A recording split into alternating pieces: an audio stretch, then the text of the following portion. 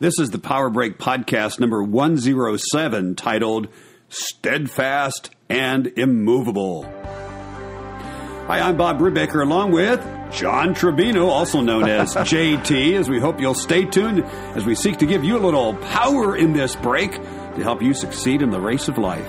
You know, it's so weird to hear my name before the JT thing. But anyway, this is the Power Break Podcast with a focus on the spiritual, the mental, and the physical aspects, all to help you succeed in the race of life. For show notes from today's podcast, go to bobbrubaker.com and follow the link for the Power Break Podcast. Hey, I just felt like John Trevino needs some recognition. I don't need it, but I appreciate it. I do, because I know where your heart's at, man. I love it. Yeah, well, I appreciate you being part of this podcast. This is something that we cooked up just because we were meeting together, and lo and behold, it took off, and people are listening all over the country, and we appreciate that. And appreciate you telling others about the Power Break podcast, and also leaving us ratings and reviews, because it does help spread the word through social media and other ways that this Power Break podcast exists, and we're here to really help you succeed in the race of life. That's what it's all about. It really is, yeah. It's just, about, maybe some of the stuff that we talk about can help other people, you know, because this really was generated out of you and I's Bible study. Yep. That's what it came out of. Discipleship time, and next thing it said, hey, I had this idea for a podcast. What do you think? Changing our little time to recording what we do and be a little more structured, and voila! Yeah, here it is. But I still get the same out of it, which is awesome. Yeah, so good. I know we want to talk about Steadfast and Immoveable today, and I think it's appropriate because you're getting ready to fulfill, 23 years as a law enforcement officer? Yeah, November 17th. Not that I'm counting. Yeah. 23 years, yeah. Let's drop back there 23 years. Did you look at you're going to retire there someday when you started out?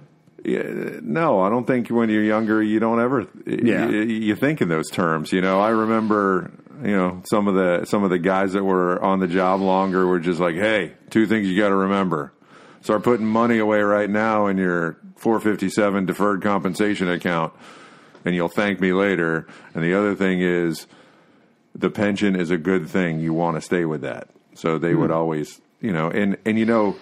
I was thinking about it the other day because the pension was a two-edged sword for me.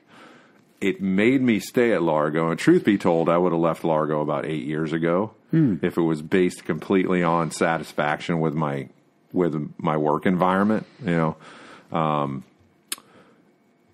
But I also don't know of anybody else that's going to make basically a full salary for sitting around doing nothing, because retirements aren't a common thing anymore. No.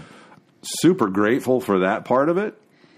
But it also made me stay there longer than I would have. So it was a two-edged sword for sure. But at the end, I stayed steadfast, and now I get a pension, which is pretty awesome. Yeah. It really is. Yeah. By the way, JT's thinking about retirement. I am thinking very strongly like I'm retiring, yes.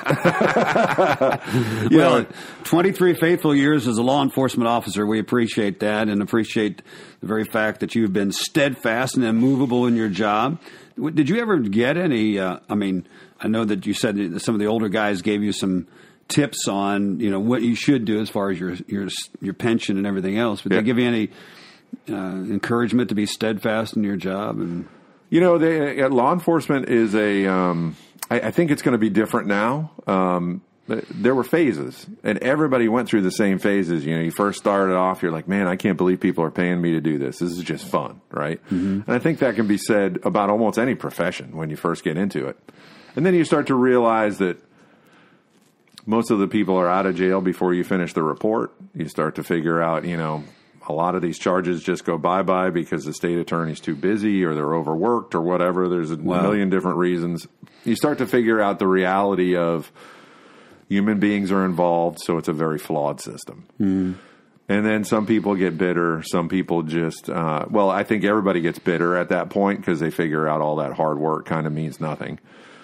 Or at least you believe that. And then you start to get into the point to where I really liked, which was probably about, 6 years into my career, I was like, something? I'm going to be the most professional law enforcement officer I can, and everything that I touch, I'm going to do it the best I can. And then once the case goes to the state, it goes to the state, and I don't worry about it anymore. And what they do with it is what they do with it. And it was really all about focusing on what I could do in my little slice of the criminal justice system. And that's when you become content, you know. And then later on, because law enforcement's a very political thing, as we're seeing now. And sometimes you're not on the right side of the politics. I wasn't on the right side of the politics at Largo, so my career got basically snuffed at sergeant.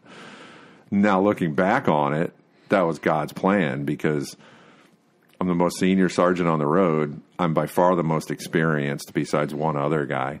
And people really rely on me to go to those hot calls and be able to think it through and be there, when they really need people. So one of my friends called me I was the break glass in case of emergency sergeant, which I thought was super funny. Break the funny. glass when you need JT. But so God put me there. Yeah. It wasn't his plan to make me an administrator and all that stuff. But I also know that, these 23 years is something that, there's a contentment for me in retirement, because I have the ability with my wife still working, and she gets medical in her retirement because she's a federal employee.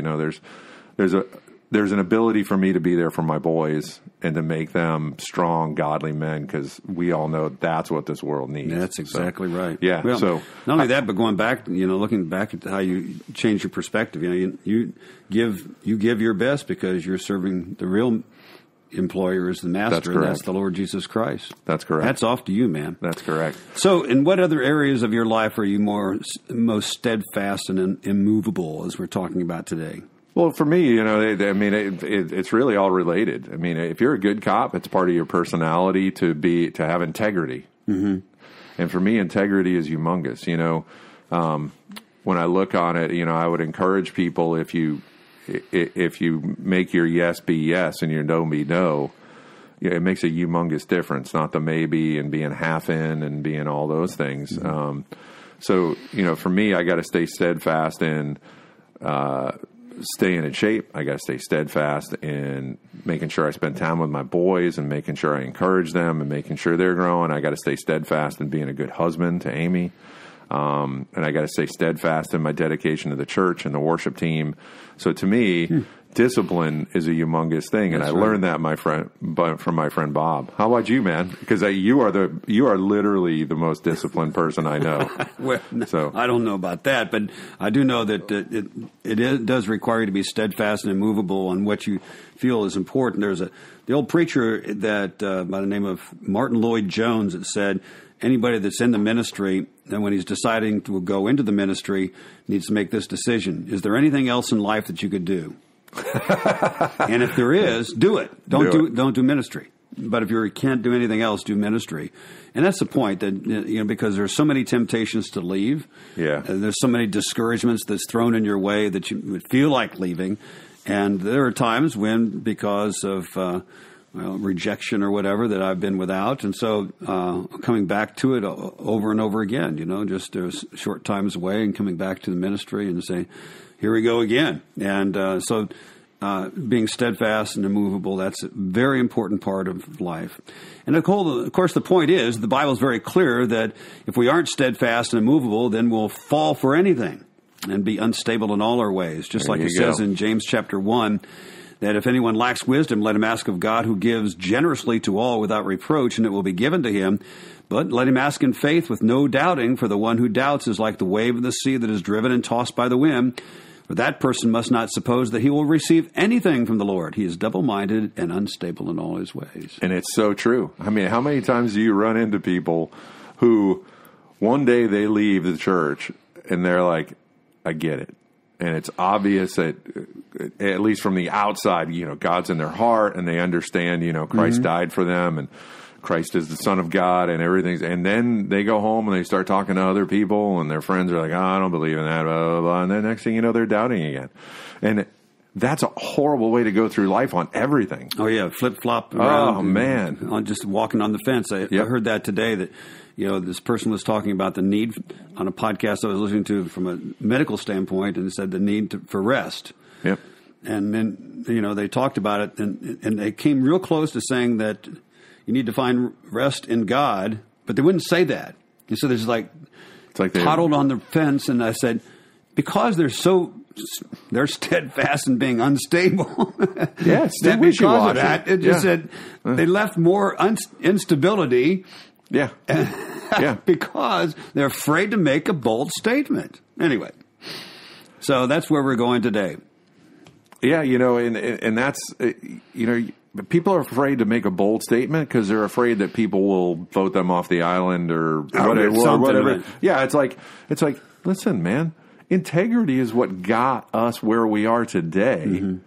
And integrity is the only thing that's going to get us out of it. That's exactly right. Yeah. So let's keep talking more about that, because right now, when you look at polls, when you see, you can watch the news, and there is no steadiness there. For every person that says wear a mask, there's one that says not. For every person that says defund, there's somebody that says you shouldn't. I mean, we are the most unstable group of human beings probably on the planet. Even Canada thinks that about us. And man, I mean... Well, there you go. Well, the article that I wrote on the blog is called Steadfast and Immoveable. It's taken from 1 Corinthians chapter 15, verse 58. Listen to the words. Therefore, my beloved brothers, be steadfast, immovable, always abounding in the work of the Lord, knowing that in the Lord your labor is not in vain. The call to be steadfast and immovable, I wrote, is based on the truth of the resurrection of the Lord Jesus Christ and conquering death, of course, conquering Satan and sin itself. And the truth calls for us to do something, not just to acknowledge it, but to walk on it. The truth makes a difference, of course. Knowing the truth as the sources of Jesus, the source of all truth, is important. So being steadfast in the truth in order to enjoy the benefits. Jesus said, if you know the truth will make you free. We can't just exist or never confess it. We must, as we're set free, be changed by the truth that will set us free. One of those changes is we go from flip-flopping to being sure and steadfast and ready to defend what we believe, including the instruction to be part of a local church where we're involved in helping others be steadfast in the truth so they're not tossed this way and that by every wind of doctrine that comes around, as it says in Ephesians chapter 4.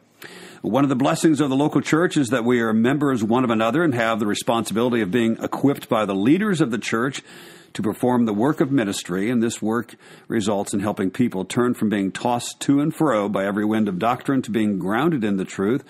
And we are naturally tossed about and need to be settled in the truth so we can endure the temptation to become wishy-washy and miss out on life. That seems where we were talking about. Can't be wishy-washy, man. You got to be... Christ talked about the church at Laodicea, about being lukewarm. Lukewarm, yeah. Man. Yeah, and he said because they're lukewarm, he spit them out of his mouth. Man. What he's saying in that is that don't consider the fact that just because you have made a one-time profession that didn't really mean anything, that you're going to be holding on to the truth, because you're not. And so that's why he says, behold, I stand at the door and knock. If anyone will hear my voice and open the door, I will come into him and sup with him, and he with me. In other words, their fellowship, even in that church that was lukewarm, he says, if you just seek fellowship with him, not be wishy about it. Listen to what Jesus said at the end of his Sermon on the Mount in Matthew chapter 7. He gave this little parable, and he says, everyone that hears these words of mine and does them will be like a man who built his house on a rock.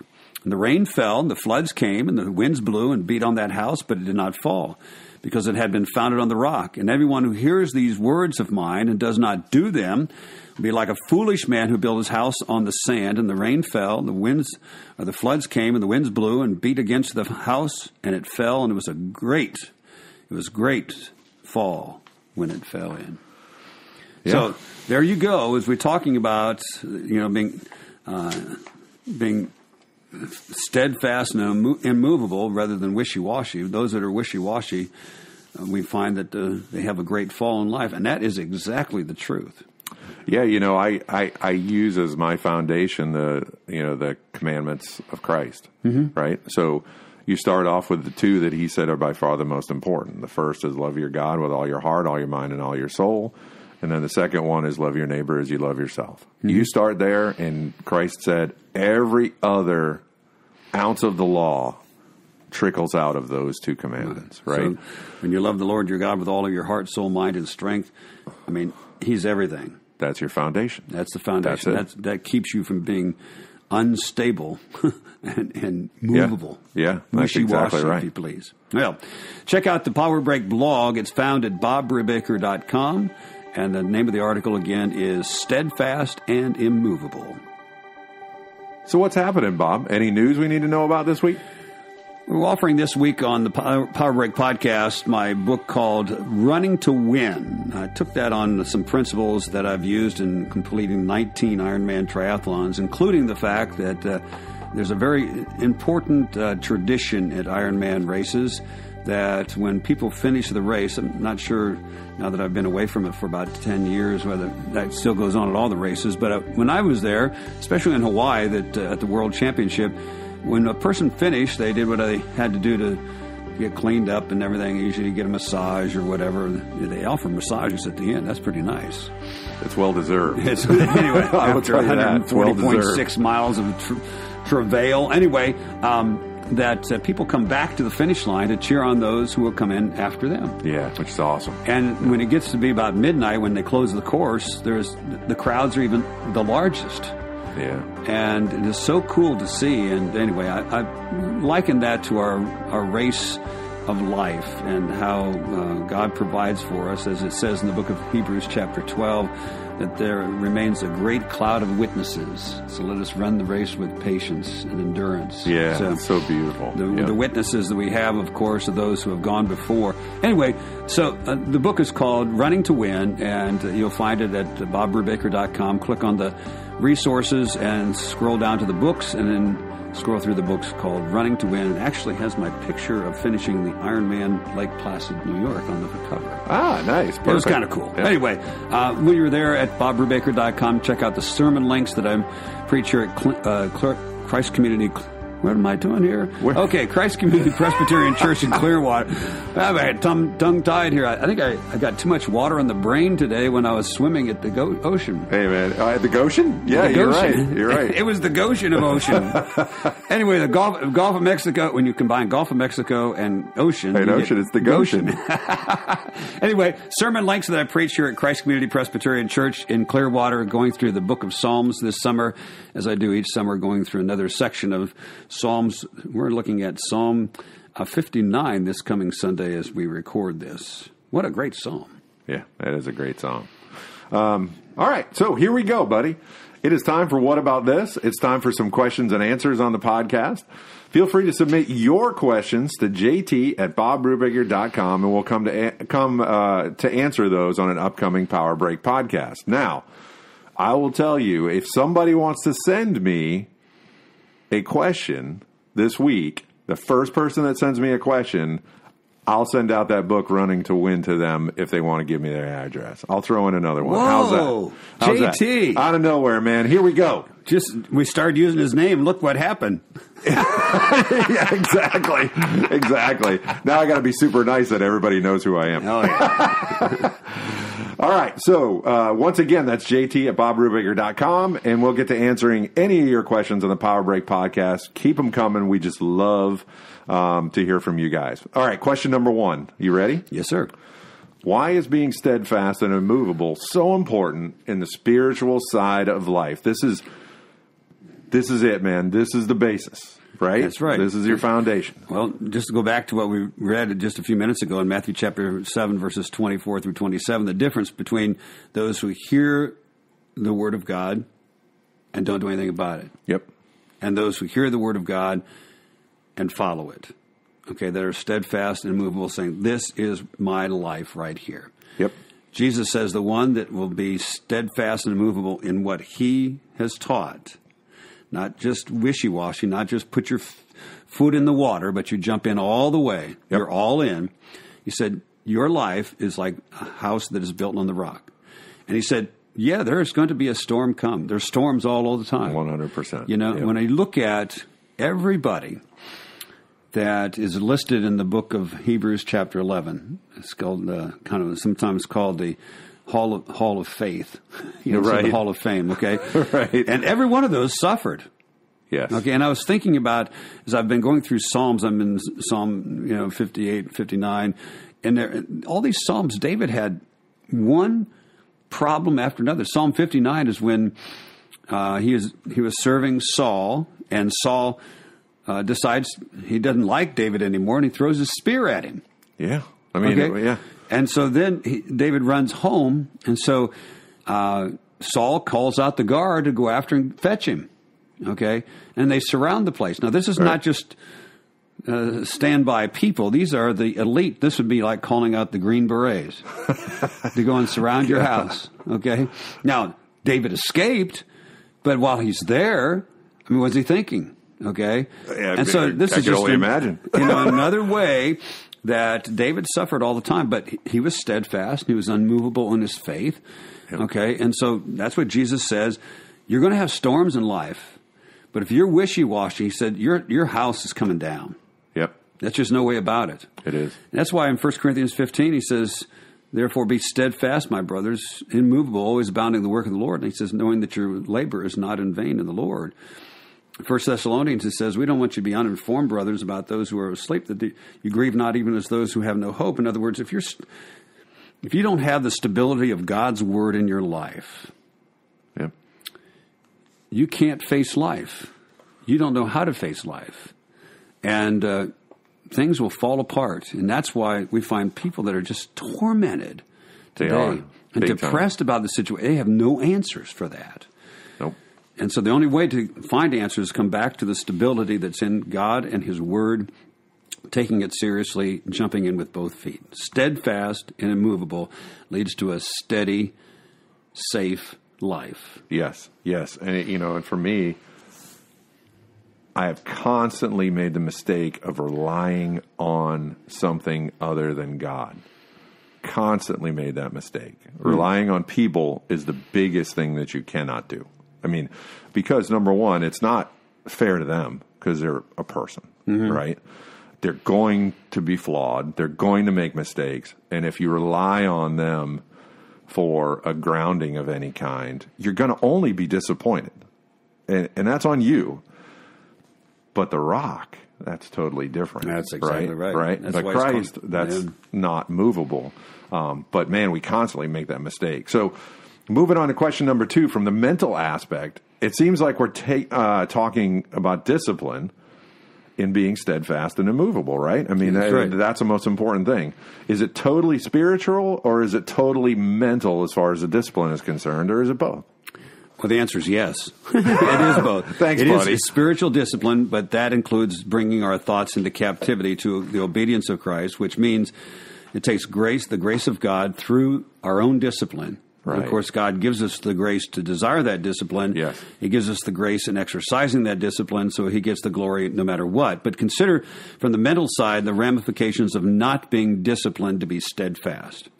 Okay, so he says in Ephesians chapter 4, if you're not steadfast in doctrine, okay, if you're flip-flop around, it says you're tossed to and fro by the waves that are carried about by the wind of doctrine, by human cunning, by the craftiness of deceitful schemes. So you lay prey to deceitful things from Satan and from his false prophets, etc., to take you down the wrong road.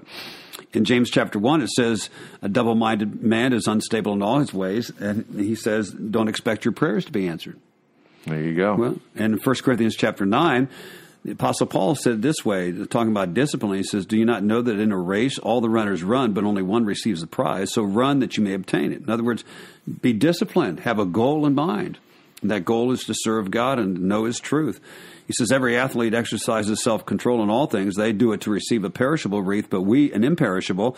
So I do not run aimlessly. I do not box as one beating the air, but I discipline my body to keep it under control, lest after preaching others, I myself should be disqualified. So I don't want that to happen, he says. So, I keep on my self-discipline.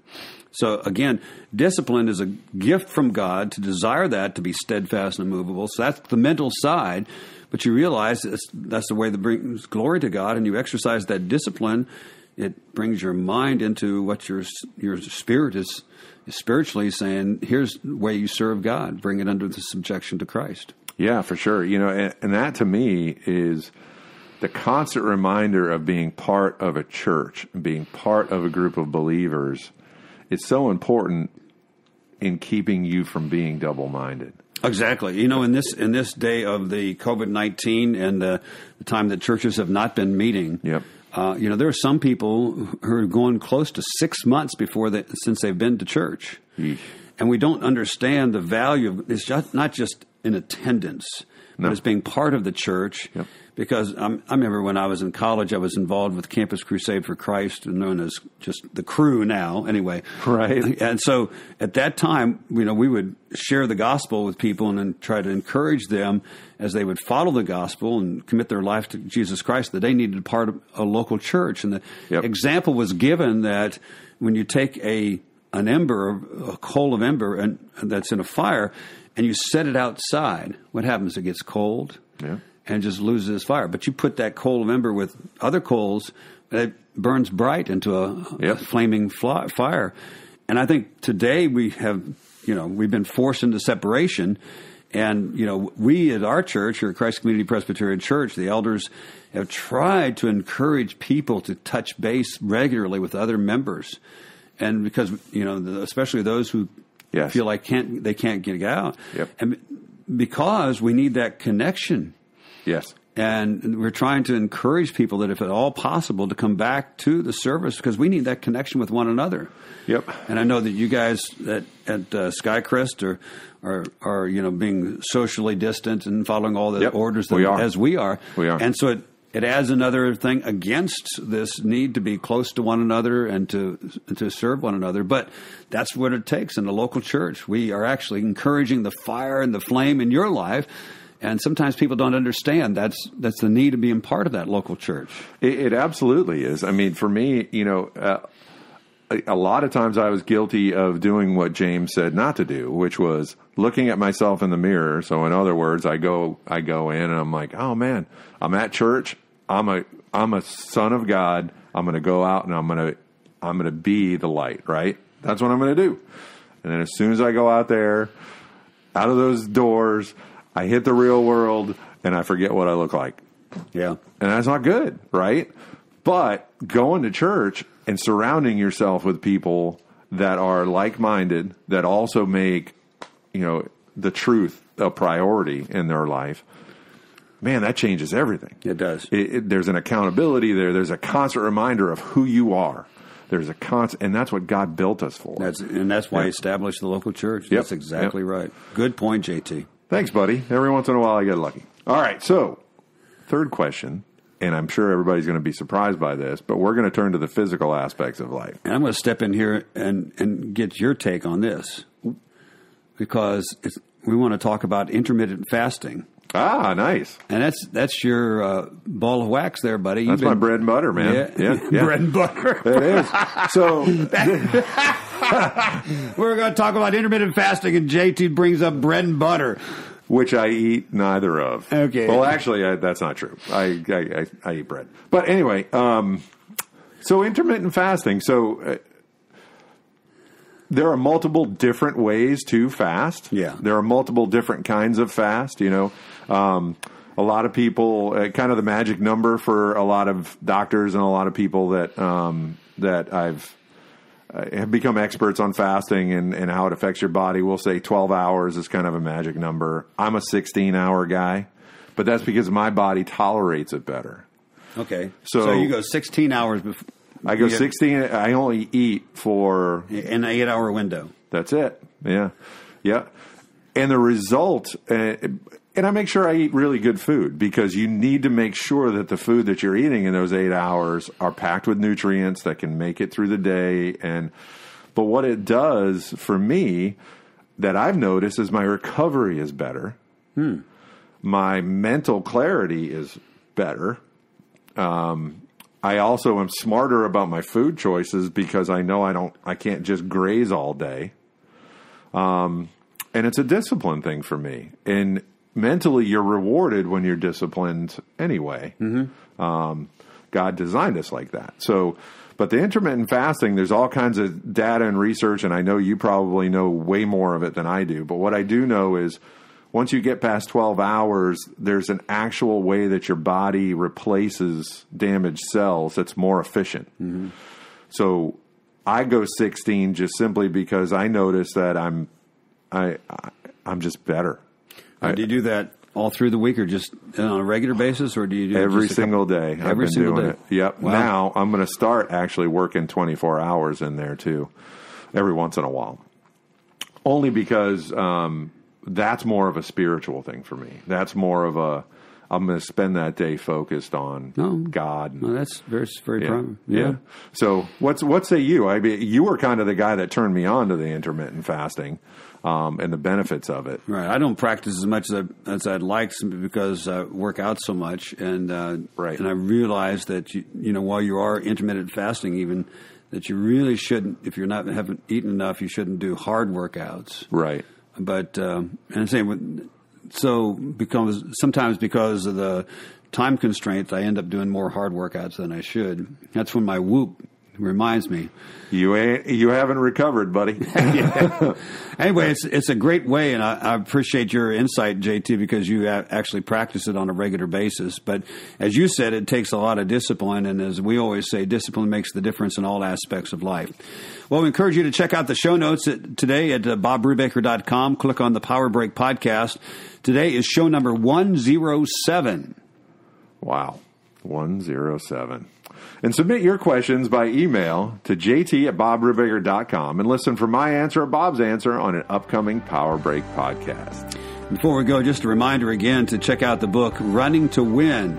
As you check it out at bobbrubaker.com, click on the resources at the top of the page and then scroll down to the books and go to the books as you'll find Running to Win with my picture crossing the finish line at Ironman Lake Placid. Running to Win at bobbrubaker.com. Or send me a question and your address, and I'll send it to you. First person that sends me a question. Oh, there you go. There you go. JT at bobbrubaker.com. All right. Well, thank you for joining us for the Power Break podcast. Please subscribe and leave a review wherever you've downloaded the podcast, and check out show notes, news, Bob's weekly blog, and other cool things at bobbrubaker.com. And listen next time for the Power Break podcast.